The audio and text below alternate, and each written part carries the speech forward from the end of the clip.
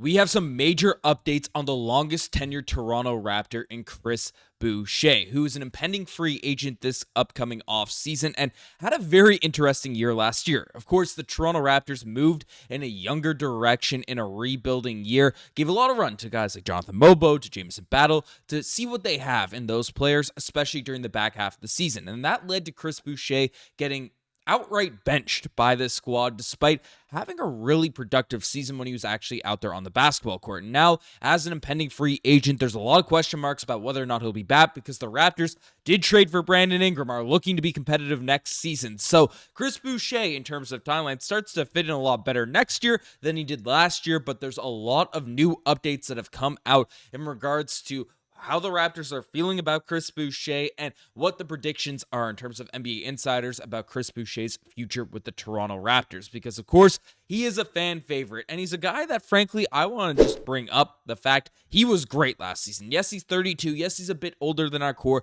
but averaged 10 points per game, 4.5 rebounds, shot 36% from behind the three-point line, and for a guy that's 6'9", has those long arms, and shot close to 40% out there on corner threes last year, he is exactly the archetype, the role player that if you are moving in the direction of a winning team, he has experience. He has just a lot of, miles out there in the NBA, but isn't, injury prone, doesn't deal with a lot of the stuff that some older players do.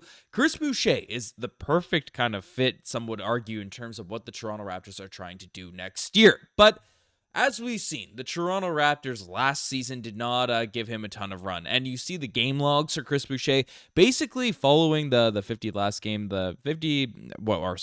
game 60, if I can look at numbers correctly, to 82. Chris Boucher was just DNP'd. And it wasn't injuries. It wasn't, I think a couple games there were some injury reports, but for the most part, this is just a coach's decision situation. Now, Masai Ujiri came out there at the end of his end of season press conference and directly stated that we love Chris Boucher. It was one of the toughest things that they had to go through last season to bench him because, of course, they had to see what was going on regarding, Jonathan Mobo and Jamison Battle, who are two guys that have put up very interesting stats themselves in their rookie years. Jonathan Mobo, limited run, some solid minutes, but really fills up the stat sheet every time that he's out there. 6.2 points per game, 5 rebounds, 2 assists.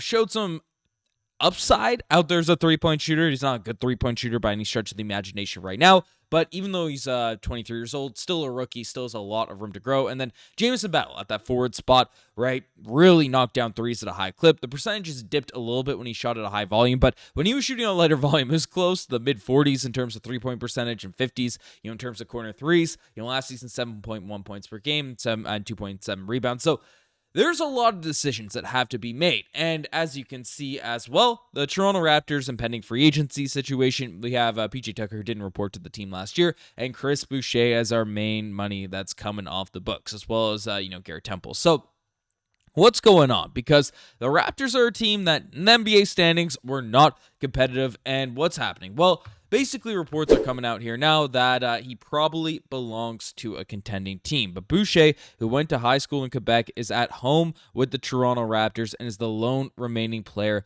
from that 2019 title team. So basically, a lot of people, a lot of experts, people in Kevin Pelton of ESPN reported this, but expect Chris Boucher to be moving on to a team that is a contender, because a team that's trying to compete. But the Toronto Raptors are a team that's trying to get back in that mix for this upcoming year. You don't trade for Brandon Ingram if that's not the case. So Chris Boucher does fit in better with the squad right now, and basically reports have come out that he is still interested in playing for this team. According to Grange, according to multiple sources, there's mutual interest in having Chris Boucher return for his 8th season in Toronto. And of course, this might sound a little bit jarring because they didn't even play him last year. And it's, say what you want about Chris Boucher's maturity, about, his ability to just go with the punches, roll with everything.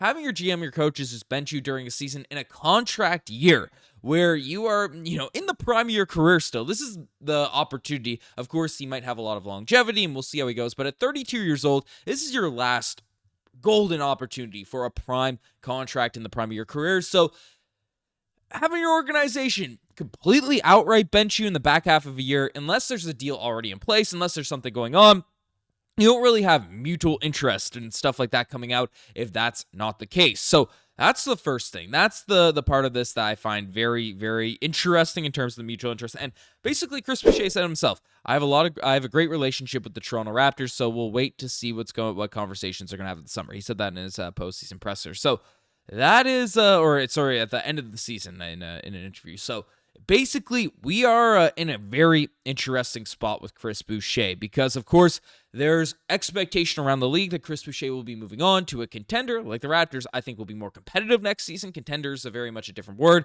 but there's a lot of also reports saying he might come back. He might be back in the mix and into the squad. The one thing that, makes this much tougher for the Toronto Raptors and indicates maybe a different trade is coming if they're bringing back Chris Boucher is the cap situation for this squad. There's a couple factors. The first one is the cap situation because next season we see Brandon Ingram at $38 million. You see Immanuel Quickley at 32, RJ Barrett at 27, Jakob Poeltl at 19, and the big one that's going to be a major jump or something there is $38.6 million for Scottie Barnes. So that is a lot of money tied up in the top guys out there for the Toronto Raptors, and it's a team that wasn't super competitive last season. So we do have a new ownership group, Keith Pelia and MLC. They're talking about wanting to be competitive, wanting to do all these types of things, but basically the Raptors are really treading the line with the luxury tax. And why should we care about that? I mean, Rogers, their phone bills are ridiculous. Canadian phone bills across the country are just dumb. Regardless of whatever else is going on,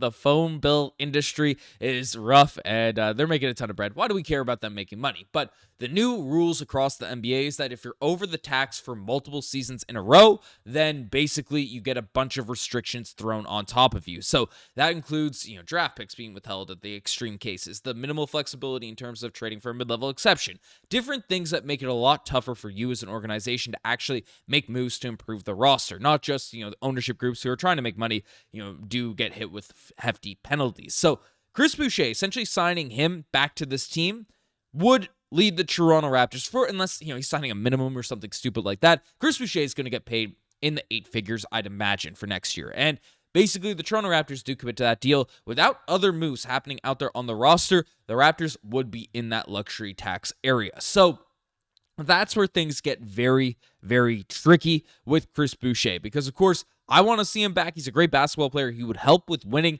in this season that we're so desperate to see some exciting stuff actually go down with this Raptors group. But basically, the issue is right now that Chris Boucher is going to be a little bit too expensive with the current Toronto Raptors payroll in order to stay under that luxury tax mark. And basically, given the state of the Toronto Raptors, even though, again, I have no qualms about spending Edward Rogers' money. Maybe you should give it. I'm not related to him, but maybe he wants to give it to another media startup. Edward Rogers, if he's not dumping it this way, different spots. But basically, we know that Masai Ujiri's been pretty consistent in his what ownership has told him about crossing the luxury tax. Is if we are going to be a contender, go over the luxury tax. If we're not, don't do it. So that's where the Raptors have always been. That's the space that they've always played in. The Raptors right now, I think, are going to shock a lot of people next season, but it might be a little bit overzealous to say that they're going to be in championship contention, but you never know. We'll see how good Brandon Ingram is. We'll see how Scottie takes the leap. There are a lot of solid guys on this roster, and a team that underperformed significantly last year, especially with some injuries, but,